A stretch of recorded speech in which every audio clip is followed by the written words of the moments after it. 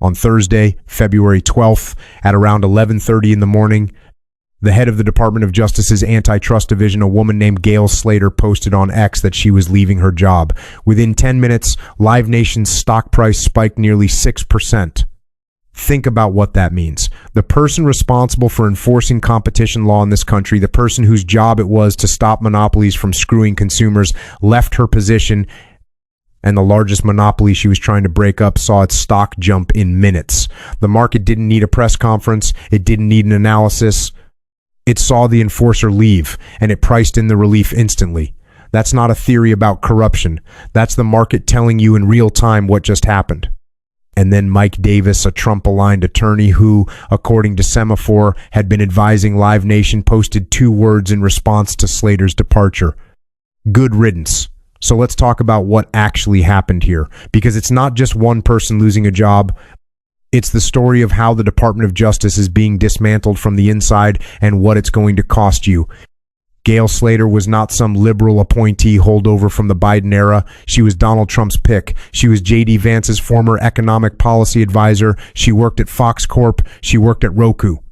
She was confirmed by the Senate 78-13. That's bipartisan support you almost never see anymore. Democrats voted for her because she was credible. Republicans voted for her because Trump said he wanted someone to go after big tech. And for a while, that's exactly what she did. Under her leadership, 2025 became the high water mark for civil antitrust enforcement, the largest docket of civil antitrust litigation in DOJ history. Cases in technology, healthcare, entertainment, agriculture, real estate, financial services. She was enforcing the law, not selectively, not politically, across the board. And that's what got her in trouble. Because when Trump told the public he wanted to go after big tech, what he actually meant was he wanted leverage over big tech. He wanted them afraid enough to come to the table to build his golden ballroom, to fund his inaugural, to get in line. What he did not mean was that someone should actually enforce competition law evenly.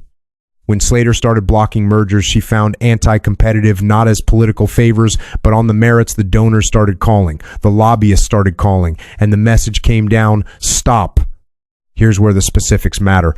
Last summer, the DOJ was reviewing Hewlett-Packard Enterprises' acquisition of Juniper Networks, a $14 billion deal. Slater's team moved to block it. The response wasn't a legal argument, it was a phone call.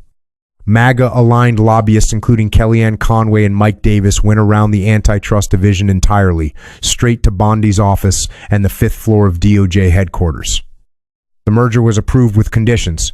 2 of Slater's top deputies were fired for trying to stop it. One of those deputies was Roger Alford. After he was pushed out, he didn't go quietly.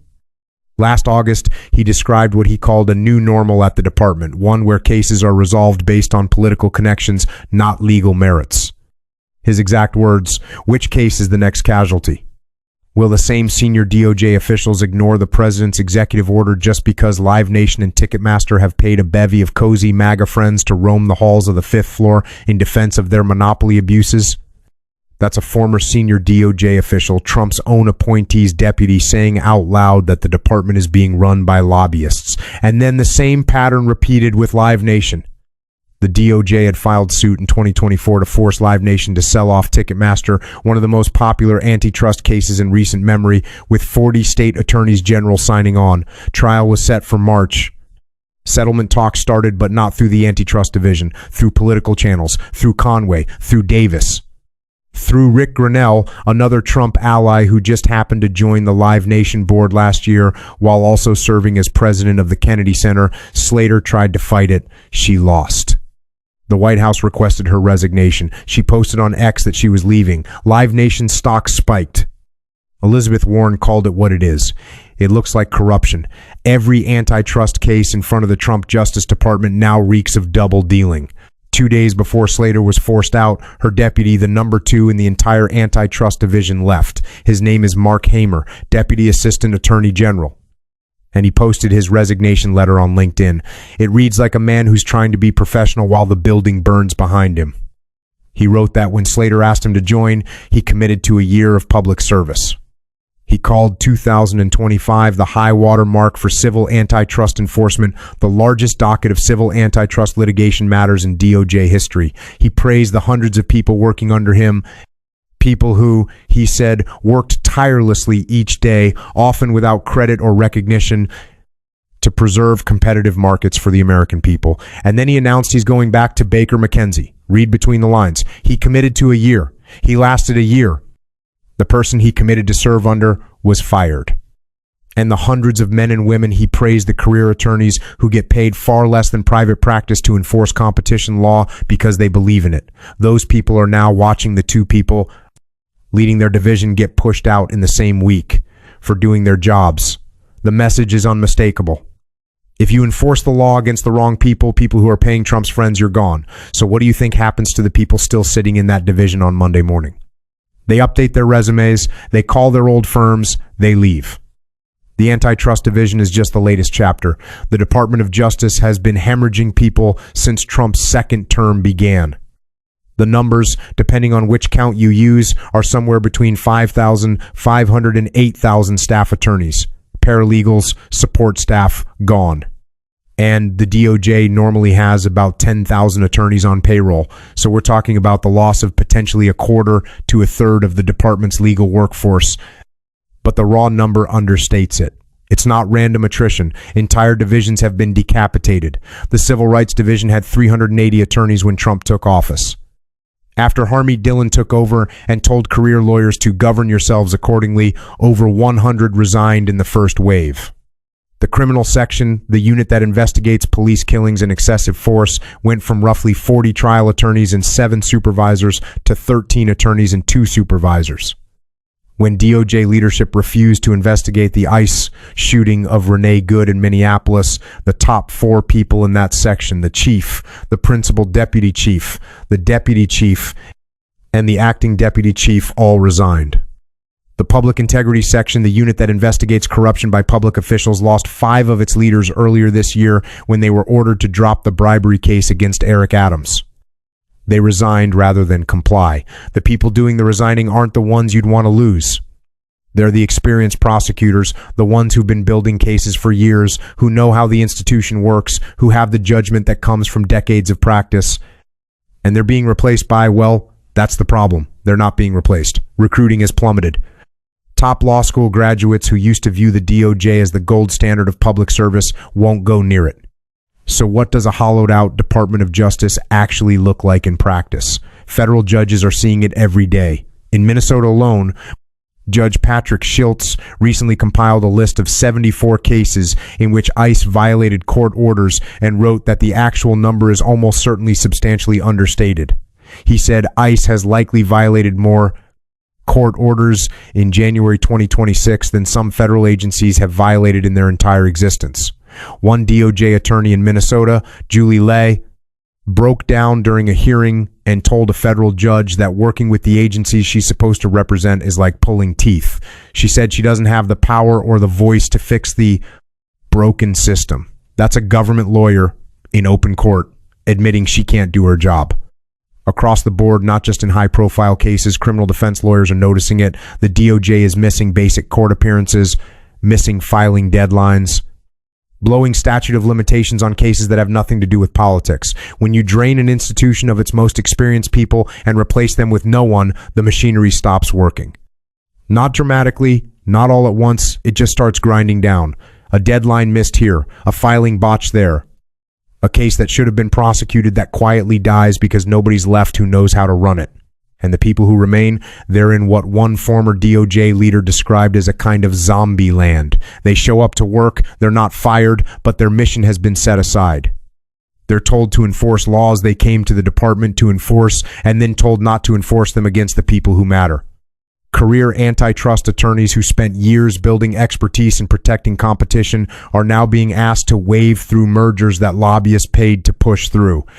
Civil rights attorneys are told the division will now focus on the president's priorities, which means going after universities, not police departments that kill people.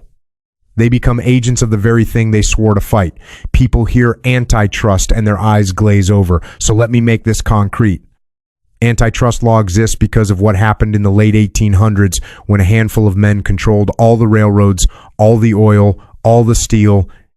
They could charge whatever they wanted because there was no competition. Congress passed the Sherman Antitrust Act to break that up. The principle is simple. When one company or a small cluster of companies controls an entire market, they don't compete on price anymore. They set the price, and you pay it. That's what's happening right now. When you look at why groceries cost what they cost, part of it is that a handful of companies dominate specific markets, and they have no incentive to lower prices. When inflation goes up, they raise prices. When inflation comes back down, the prices stay. Because who's going to undercut them? There's no competitor. That's not a free market. That's a cartel in everything but name, and the only thing standing between that dynamic and you was the Antitrust Division of the Department of Justice. The division that just lost its leader, its deputy, and is staring down a mass exodus of career attorneys. The Ticketmaster case is the clearest example. Everyone in America has experienced what happens when one company controls ticketing, the fees, the dynamic pricing, the site crashes, the DOJ filed suit to break it up. 40 state attorneys general signed on, trial was weeks away. And now the person who is supposed to prosecute that case has been fired, and MAGA lobbyists are negotiating a settlement behind her back. Elizabeth Warren said the stock surge alone tells you everything. Every antitrust case in front of the Trump Justice Department now reeks of double dealing. Stand back far enough and the pattern is obvious. It's not chaos, it's strategy. You fire the people who enforce the law. You push out the ones who won't bend. The ones who stay either can't afford to leave or are trying to hold on long enough to do some good, and they get sidelined.